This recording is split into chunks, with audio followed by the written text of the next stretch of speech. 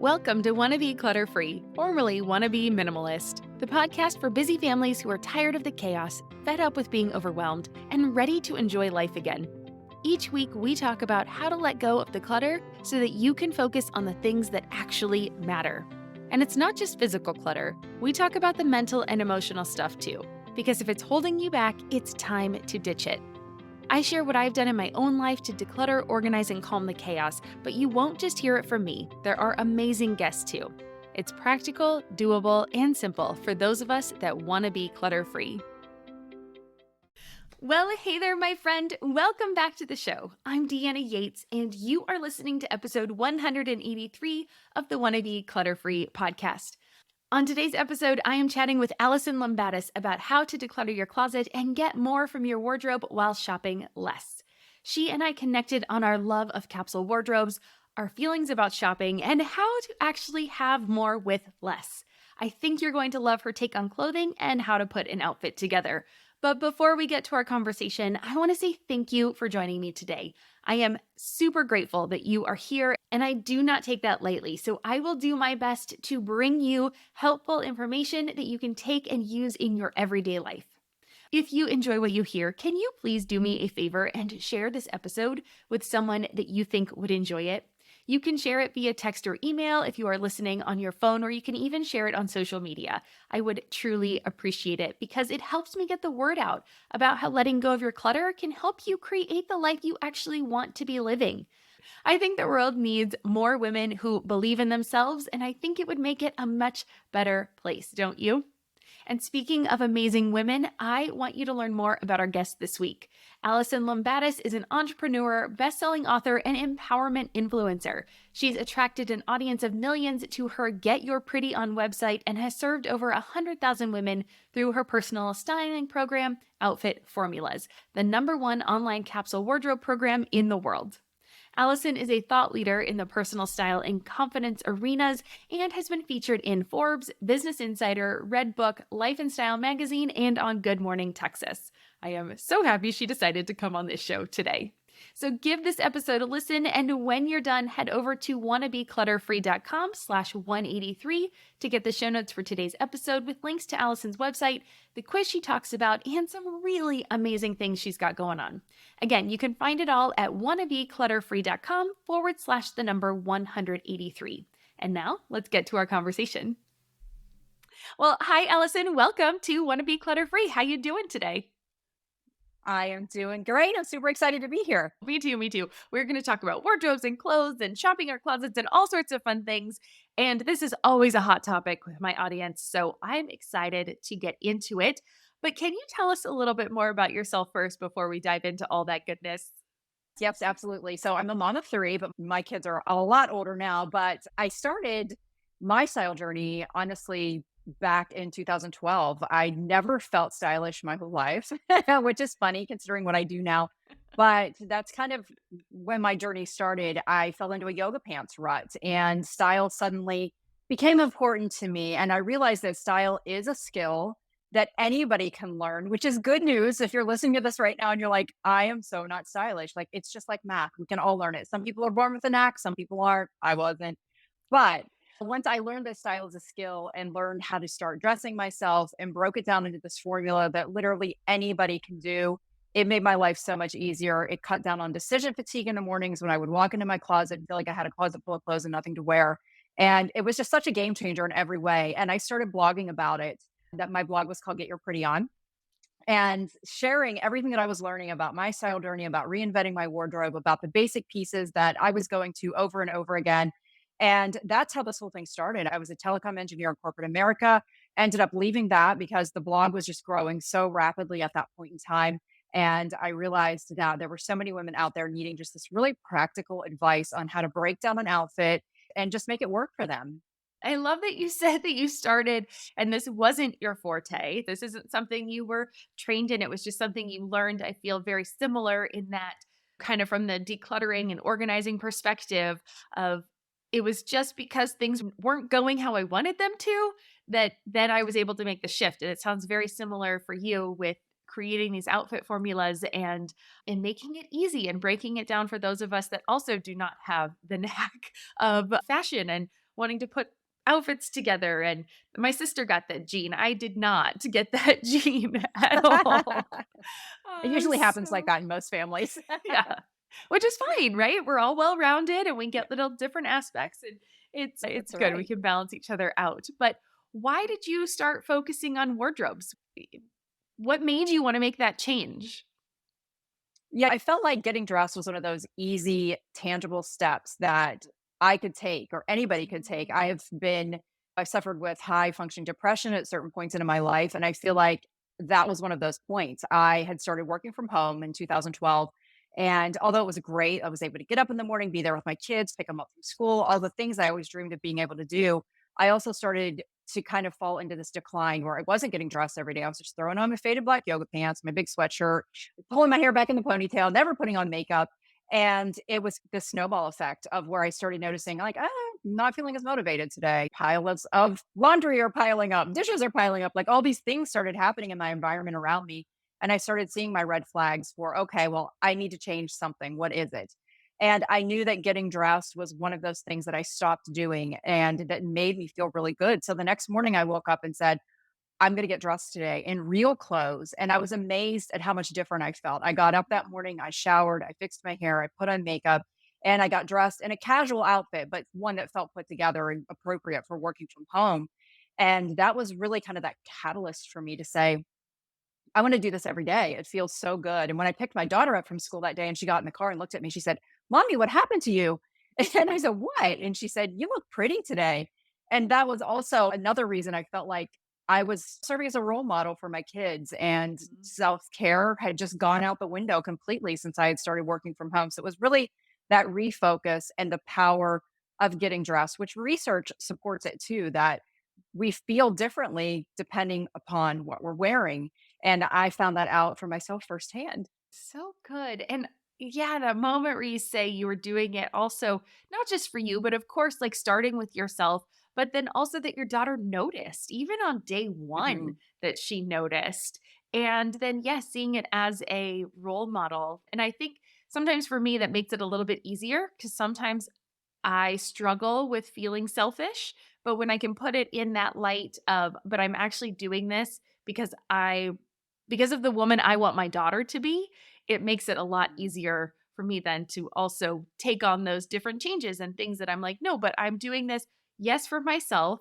But if that's not enough of a motivator, I'm doing it so that other women can see, young women, obviously, if they're our daughters, can see what it will be like and how we want them to really treat themselves too. So, oh, mhm. so good. So good. So powerful. Yeah. That's really great. So, okay, let's talk about one of the things I've seen you talk about a lot is being able to build a functional wardrobe without constantly shopping. Now, we're recording this Mhm, after Black Friday and Cyber Monday. And so I know people have gone out and they've done some shopping, and that is okay. That is fine. But now that they have these clothes, we'll talk about that a little bit later, how they can work them in. But let's start there. What if we don't like to shop? Because honestly, I don't like shopping. I have an issues with that. Ah, So I know I love it. I'm a little different. I might be an outlier. But how do you build a functional wardrobe without constantly shopping? You know what? I don't like shopping either. Yes. That's my dirty little Yes. secret.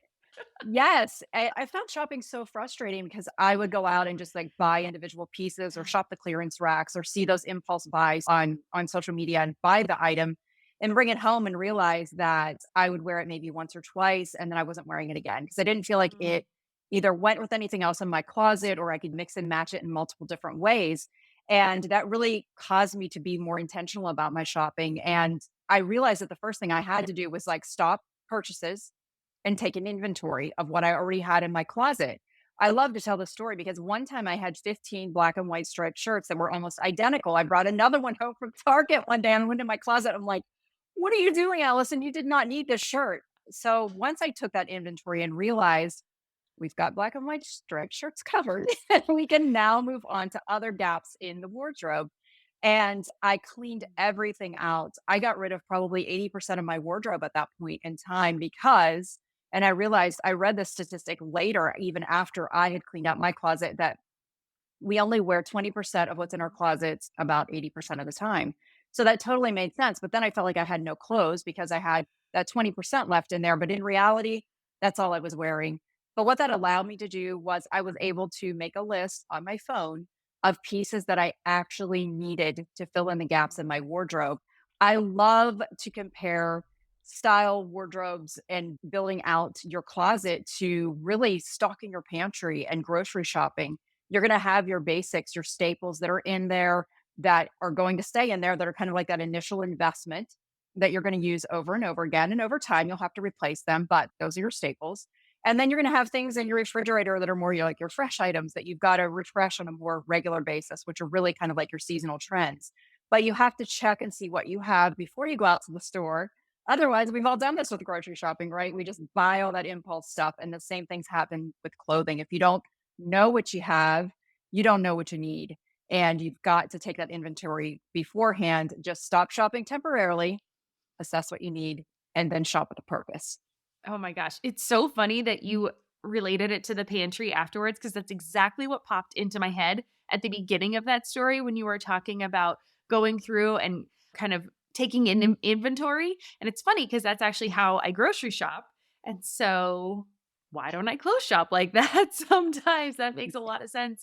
And so it's just interesting that you brought it back to that at the end because it was the first thing that popped into my head. So awesome. I love that. And for a lot of us, I think, right, we do that on a regular basis. So it is a little bit easier. Maybe we're a little bit more seasoned in that because you're grocery shopping every week. That's maybe a process you are used to. So I love that you related it to that and how, yes, like the things you wear all the time are those staples that you invest in. That's really brilliant. I love that. Very cool. Yeah, it's really like meal planning for your closet. Yeah, right? Love it. Okay, meal planning for your closet. So good. Well, and then we've got our different recipes we follow. We'll talk about that in a little bit. So that'll be awesome. Yes, we do. Let's take a quick break to hear from our sponsors. And when we come back, Allison will tell us about how to overcome guilt when decluttering our closets. I'm Margaret. And I'm Amy. And together we host the podcast, What Fresh Hell? Laughing in the Face of Motherhood. Margaret, I would say you're sort of a where are my keys kind of mom. Correct. Sometimes a where are my kids kind of mom. Well, you're Amy more of a we were supposed to leave 35 seconds ago, mom. I mean, touche. In each episode of What Fresh Hell, we come at a topic from our usually completely opposite perspectives. I bring the research. And I bring kind of the gimlet eye. Like, is that research really going to work, people? And almost 10 million downloads later, we're still laughing. We also talk to experts in the parenting field, plus parents with stories we can all learn from. We make each other laugh, we challenge each other's assumptions, and we have what we think is the best parenting community on the internet. Check out What Fresh Hell? Laughing in the Face of Motherhood wherever you listen to podcasts. So you call it goodwill remorse. What does that mean? Talk us through that concept because I've seen you talk about that as well.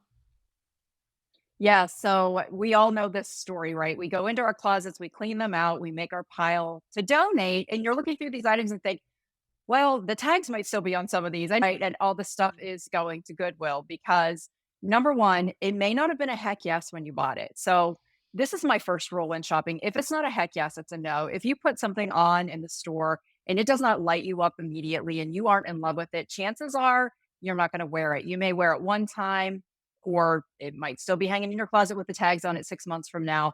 But you've got to fall in love with an item before you bring it home. And I think so many of us go through this where we're just impulse purchasing pieces that we feel like are filling gaps in our wardrobe or that catch our eye for some reason, but they're not really lending to a functional wardrobe as a whole. I think I see women time and time again thinking like this $30 top from Amazon or whatever is going to be the solution to all my wardrobe worries, but it's really not that simple. It's about getting those basics in place, making sure you have those staples. You've got that core of your wardrobe built, and then you can add in the pieces over time just to keep things fresh and fun, but make sure they are heck yes items when you do that. Okay. So yeah, I mean, I definitely hear that kind of that guilt all the time. That is one of the big things where people, there is that moment of, yeah, being really scared. You're going through your stuff, you see all this stuff. First, you feel guilty about buying it all. And then as you start to put it in the donate pile, you start to then panic a little bit and get really scared that like, but what if I need this? So Talk us through, do you have any tips for getting over but what if I need this? Because I think that happens a lot in the closet. People change sizes. They think what if I gain a little weight or I lose? I'm trying to lose weight. So what if I lose this weight? Any of this like just in case clutter and ways to get over that? Definitely. So whenever you're going through the things in your closet, I like to make 3 piles. I call them cash, stash, and trash, and it's cute because it rhymes. But the cash pile is going to be anything that you can sell or donate. The stash pile is the one we're focusing on right now because this is the pile where you're not quite sure you want to part with it yet. So go ahead and box those things up and put them out of sight, out of mind, because the key here is just to have the things in your closet that you're actually wearing. I even recommend going as far as putting off-season clothes out of sight, out of mind, because that's also going to cut down on decision fatigue. But if you box up your stash boxes, you can put them somewhere in storage for 6 months. If you don't go back to them within 6 months to a year, it's safe to say that you can just donate it as is. Don't open that box, keep it taped up, and take it somewhere to donate it. Because if you're not thinking about those items and you don't need them within that time frame, then it's okay to go ahead and let them go. And I totally understand this. I have a stash bag or box every single season that comes out of my closet that I'm just not quite sure about. And I'm like, well, maybe this is going to come back in style, or maybe I'll fall in love with this again, or maybe I won't have to go out and buy something to refill this gap in my wardrobe. So it's okay to hold on to things. Just make sure you're not holding on to them forever. Hmm. I love that you also are still doing this every season and that you have your own little stash. I mean, obviously, it makes sense as things go, we wear them out and things like that, and styles change to declutter them. But I love that you have this stash moment of just like, okay, let's make sure we really do want to let this go. And yeah, I feel like that would alleviate a lot of that uncertainty that people feel when they're going through this process, especially if they're doing it for the first time. So, so good. And let me tell you a little secret. Yeah. In my 10 years of doing this, I've never once reopened a stash box. So There you that's very go. If telling, you right? are listening to this, let's see, give the stash box a try and see if you open it. Ooh, I love that That's you've right. never opened it. I don't think I have that. I don't think I have that record. I think I've pulled something out before in a maybe, I call it a maybe box, but I think I've pulled something out Yeah. before. Okay. I don't quite have that record. You beat me. Maybe I was a little more ruthless in the beginning. Who knows? Yes. But I think it's good to know that's interesting, right? Because I do think oftentimes we think we will go back, we will get the things out, we will use them, and we don't end up doing it. So very interesting. So let's talk about, you keep talking about these staples and a functional wardrobe. What does that mean? Is that based on style? Is that based on your lifestyle, age, what you're doing? How do you help people figure out what that functional wardrobe means for them? Right. So primarily it is based on lifestyle. Your wardrobe is going to look way different if you're chasing around toddlers all day long than it is for somebody who's maybe an empty nester, retiree, or somebody who's working in an office environment. So your staples are really going to revolve around primarily your lifestyle first and foremost. But these are the pieces that just build a functional wardrobe that every woman should have in her closet. And if you're not quite sure what these are, Pinterest is a great resource in so many ways. You can go on there and just put in women's closet staples and choose the ones that work best for you. We also offer this through outfit formulas. We have a base of closet staples that we reuse every single season, year after year. They show up on the shopping list every single time because these are the workhorses of your closet. So things like dark wash denim, black dress pants, white t-shirts, a white button down, a chambray button down, quality knits, great shoes. They're all in these categories of tops, bottoms, toppers, shoes, and accessories. So there are 5 different categories, and we have items within each of those categories. And the beauty of it is all of these pieces should be able to be mixed and matched with each other so that you can create multiple different looks out of them. So really, with our closet staples, what we're doing is we're helping you build a base capsule wardrobe. And that's everybody loves a capsule wardrobe, right? Love Because 'em. you're able to reutilize those pieces in more than one way, wear them over and over again, and have go-to outfit ideas and be easily able to mix and match the pieces that you do have in your closet. Oh, that's great. Do you have like a certain number? I know a lot of people ask, is there a certain number of things I should have in my closet? I would say in our closet staples, there's around 30 items, and it's not a totally minimalist capsule, but it's also not Yeah. so overwhelming that you're like, there's no way I have the budget to put these 30 pieces in my closet. And what I find is that we encourage women to shop their closets first. So I give you a shopping list of items and say, check off anything that you already have, because chances are you have a more functional wardrobe than you even know. And for the most part, most women do, because we do have that closet full of clothes and nothing to wear, right? Yeah. So if you check off those pieces that you have, then you might realize that you have fewer gaps to fill than you think you do. So yeah, I think that's a good amount to start with, and also a decent amount of bottoms and tops and toppers that you can mix and match to create different looks, and then build from there. You can add in those seasonal trends every single season if you want to. You don't have to do that, but if you want to refresh items with some new colors or patterns or new cuts and fabrics, then you can certainly do that and add in the things seasonally that are currently on trend, just to kind of keep things fresh and feeling like you're not wearing the same things over and over again. Yeah. I think 30 is totally doable. That seems like a really good amount that is, yeah, like you said, it's attainable. Doesn't feel like too much, but it also feels like it has enough variety. You can think like, okay, in 30, I would have enough variety to be able to do that. And I've shown people that even with 12 items, you can create 72 outfits. So as long as things mix and match, it is crazy that you don't actually need a ton. And I'm not saying we need to be that stark or that drastic, but it's definitely doable, right? We don't need the whole closet stuffed to the gills to then feel like we actually do have things to wear, as long as you love what's in there and it lights you up when you put it on, like you said. As long as it's a heck yes, then you really can get away with a lot less. How do you feel about the 90s coming back? I mean, my goodness. Oh boy, Oh, they're back. it was gonna happen. We knew it. We knew it was gonna happen. No, Oh, it's funny because I see almost every decade represented now in fashion, which is kind of cool interesting. because it's an anything goes period for style. And also it's great for shopping. If you haven't updated your denim collection in a few years, this is a really great time to do it, because you're gonna see everything represented, from high waist jeans to 90s jeans to mom jeans to flares are back, trouser jeans. Skinny jeans are still in style. They're not having a moment, but they're not going to go away entirely. But yeah, it's crazy to see. I just bought myself a pair of 90s jeans. I was like, I'm not going to do it. I lived through that. I'm not doing it, but they're in my closet now.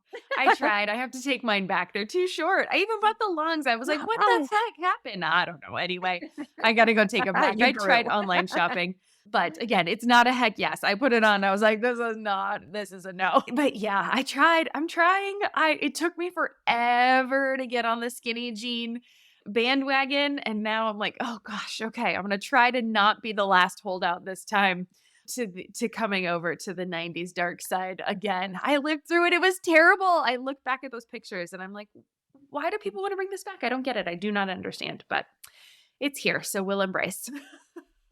Yeah. With a couple of those seasonal pieces, my produce section that I know isn't going to last very long, but it'll be there. Create variety. That's right.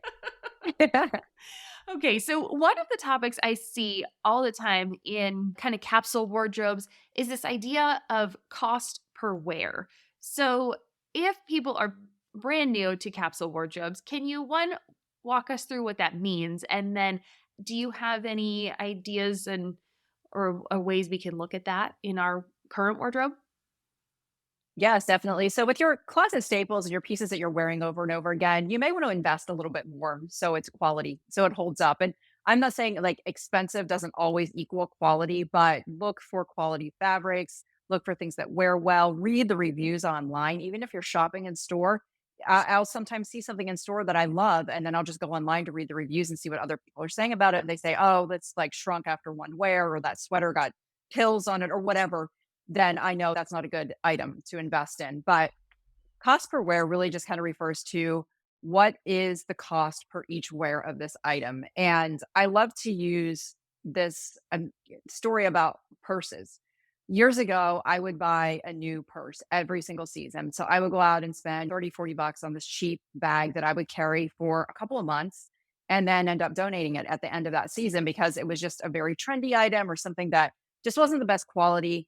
And on a cost per wear basis, that purse was actually costing me more than an investment bag that I bought and have been carrying for 8 years. Wow. So it's crazy when you think about it that way. But I use that bag every single day. I use it all the time when I travel. Like, it has been a workhorse for me. And really, you can view your closet items in the same way. It's okay to do inexpensive for trends or for things that just really aren't going to stick around. But if you're looking at some quality boots, maybe this winter, or a coat, maybe a cashmere sweater, some of those basics that you're going to have in your closet for years to come, then it is always a good idea to invest in those items and invest in quality. And on a cost per wear basis, you could actually be coming out ahead of something that's a lot cheaper that you just don't get to wear as often. Let's pause for another quick break. And when we come back, Allison will walk us through some of her favorite brands and what to do if your wardrobe is in desperate need of a refresh, but you hate shopping. I'm asking for a friend. Okay. Do you have any favorite brands or stores where you like to shop? I mean, I know it's going to be very dependent on what your style is, but it's just always good to know. So I love Nordstrom for my more quality things like my denim, my knits, my shoes. But I'm a big fan of Target for just seasonal trends. I like H&M for seasonal trends. I like Old Navy even. I think they've stepped up their game a bit in the past few years. And J. Crew Factory is another one of my favorites. I'm more of a classics kind of girl Yeah. with a little bit of preppy thrown in there. And I do love a trend. So J. Crew Factory seems to kind of hit all those marks for me. Good to know. All right. So, what would you say if I'm classic with a little more of an edgy twist? I would say H&M. Okay. I think they do the classics well too, but they also are able to mix in some of the trends and a little bit of edge. And if you like edgy, then you like faux leather and Mhm. leather moto jackets and really kind of cute, funky shoes are always going to be a good idea for you. Good to know. Yeah, I'm a skinny jeans, t-shirt, moto jacket kind of girl. I love it. So I like to have things that have just a little bit of like this dress I have on today has a little bit of a slight funk to it, like very subtle, Super cute. very subtle, just a little bit. And we match today. We I have do, on my I black know. jeans, so I love it. we coordinated. We did. Actually, we didn't. For those of you listening, but yeah, I know we do match. It's nice. So you'll have to look us up on the YouTube portion of this if you're just listening on the podcast. So come on over and check it out. Okay, so like we started before, I said before, I was going to say that I was asking for a friend, but I already stated that I don't like shopping, which I don't think is a huge shocker to my audience. But what is one of the easiest ways to build your capsule when your clothes are worn out, you are in desperate need of a refresh, and you hate shopping? Yes. It's the trifecta, right? It's loads of fun over here. Yes. Yeah, it is. So, yes, again, I would take that shopping list into your closet, whether you find one on Pinterest or you're accessing the Outfit Formula shopping list, Yeah. and check off the things that you have and then really focus on the things that you need. With Outfit Formulas, we offer a recommended items directory so that you can shop our links with everything from petites to plus sizes, but you can shop at your favorite retailers. And my biggest piece of advice here is to curate your closet over time. Know that this is not going to be an overnight thing. You're not going to get this accomplished in a few weeks. Unfortunately, it does take time to find those heck yes pieces. And don't be afraid to wait for something. You know, I see a lot of women buy those placeholders because they just want to check off the list and make sure they have everything. And then they end up regretting it 3 to 6 months later and upgrading the piece that they bought to something that they actually want. And there's nothing necessarily wrong with that, but over time, it's more budget friendly, obviously, to wait for the heck yes item. So you're not purchasing two different things. But that also helps you to see if this is an item that, you know, am I actually going to wear this or not? I bought a pair of leopard print ballet flats from Target years ago that were like $20. And I bought them at the time because I was like, I'm not sure if I'm going to wear these or not. So I'm just going to try this out. It's low cost. It's low risk, right? And within 6 months, I wore those out completely. And then I replaced them with a nice pair of $90 Cap mules that had that same look, but I still have those shoes. Like I still wear them to this day, which Yeah. is crazy because it's been a long time. So yeah, just really focus on curating.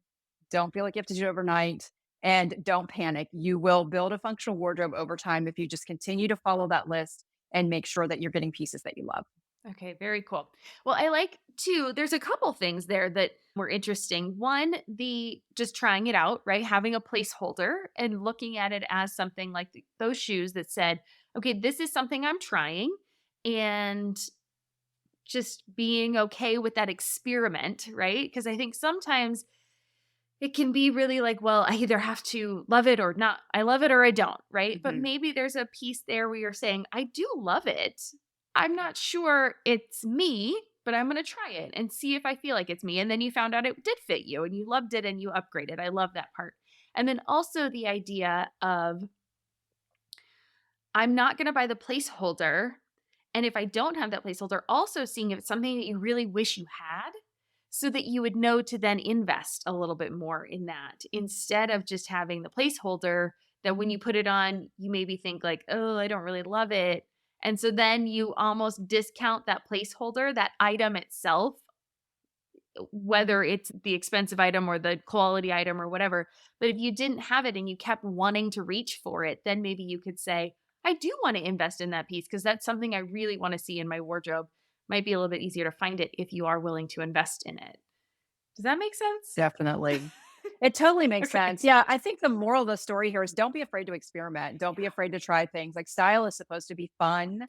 And if you're not having Yeah. fun with it, like what's the point, right? But Yeah. yeah, it's okay to experiment and try things. And maybe some things don't work for you.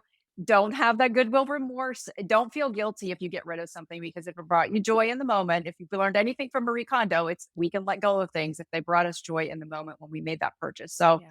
definitely give it a try. See if it Yeah. works for you. Maybe it'll work. Maybe you'll love it. Try those 90s jeans. Maybe they weren't maybe they're not so bad now. They've updated the style a little bit. They're not quite as bad as they were in the 90s. Give it a try and see if it speaks to you. Okay, so you then let's talk a little bit about outfit formulas. I'm curious. So I think you have a quiz to help people kind of find their style or to find their formula that works for them. Tell us about that. Yes, you can get it at outfitformulas.com/quiz. And the quiz is really designed to help walk you through what your personal style preferences are. And then at the end, we give you a result, which is basically your outfit formula that you can either recreate from pieces you have in your closet, because it's going to be basic items. You're going to have a top, a topper, bottoms, shoes, and accessories. And oftentimes you can take that formula and apply it to pieces that you already have in your closet. So I love this as a tool. Like sometimes I even use it. Do I need an outfit idea? Well, I'm just going to go take the outfitformulas.com quiz Nice. and see what it's been out for me, right? And know that I have those pieces in my closet or something similar to them. But Yeah. outfit formulas is really based on this concept of meal planning for your closet. So what we do is we provide you with a shopping list of closet staples and seasonal trends. And you check off the things that you already have. And then you can shop our recommended items directory, which is in our membership site. If you want to do that, we have retailers represented again from petite to plus sizes and everything from super budget friendly to better quality stores. So you'll find something in there that's going to work for your budget, for your body type, which it's just very inclusive as far as all of that's concerned. Once you have your pieces in place, then you get a daily outfit idea. And we're moving this into an app in January of Ooh, 2024, which I'm super excited about. yay. But you'll get a notification on your phone every day. You click on the notification, it shows you the outfit of the day. You pair up the pieces in your closet and you're out the door. It's super easy. We have a calendar that a lot of women just like print it out and put it in their closet so they can see their outfits at a glance, what it's going to be for that month. Or you can just download it onto your phone so you can pull it up every day and see what to expect and what's coming up. And of course, you can modify the outfits for what you have going on. If it's like a special occasion, we give dress it up and dress it down suggestions so you can make it your own. And we also have a community, which honestly, I think is like the biggest benefit of all of this. The community is where you're going to see every single body shape represented and people of every women of every budget that are shopping at all the different stores that are sharing their finds with all of the other women in the group that are giving their support and they're just incredibly kind. Style can be super intimidating. A lot of women, myself included, have shared the story of they don't like to walk into a department store because they feel intimidated and overwhelmed by all of the choices in there. And this is just a way to remove all of that overwhelm. You focus down on this list only, and you'll know that everything that you're adding into your closet will serve a purpose and that you're going to be mixing and matching it in at least 5 different ways each season. And beyond that, if it's a closet staple, you're going to get to wear that season after season and year after year. So good. Well, and I love that you said, I love the community part, obviously, because yeah, people can then help other people. And it's so nice to see when people are out in the world what worked for them and then getting that feedback. So then also someone like me that doesn't like to shop can rely on that for the research part and just say like, oh, okay, that really worked. And once you start to see what works for other people, it makes it easier to find out what works for you too. So I love that you have that community aspect to it. And congratulations on the app. That sounds super fun. So I'll definitely be checking that out. That sounds really cool. Yeah. Yeah, I'm super Awesome. excited about it. I geek out over technologies. Oh, me too. Me too. Totally. Yeah. My husband and I had a business before where we were helping landlords collect rent online. My background's in property management. And we actually went through one of the number one business accelerators in the world. So I totally geek out on all things tech too. Yes, that's I've got lots of, amazing. my life is a whole amalgam of all sorts of things. I feel like I've lived 100 times already in all the different things. But Alison, where can people find you? I know they're going to want to connect. And obviously, we know about the quiz, but where can we find out about you? Yes, you can find out more about me at Alison Lumbatis on Instagram, Facebook, TikTok, all the places.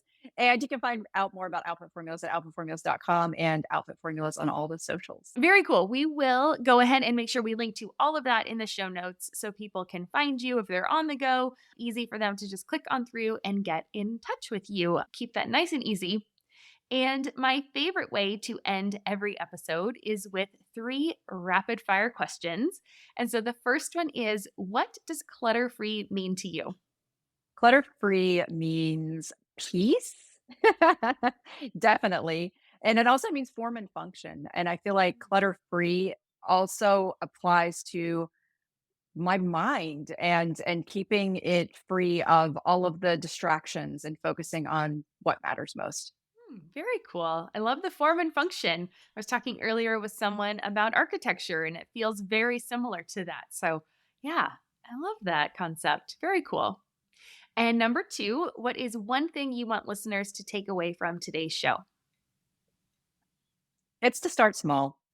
Don't get overwhelmed by looking at the big picture. If you only find one pair of jeans that fits you great, that you love, you're making progress in the right direction. And that is a huge win. So the only way to eat the elephant is one bite at a time.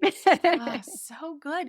Well, and 2, also, if you find one pair of jeans that fit you and you love, like you are already winning the game. Like how many women have jeans in their closet that they don't actually love?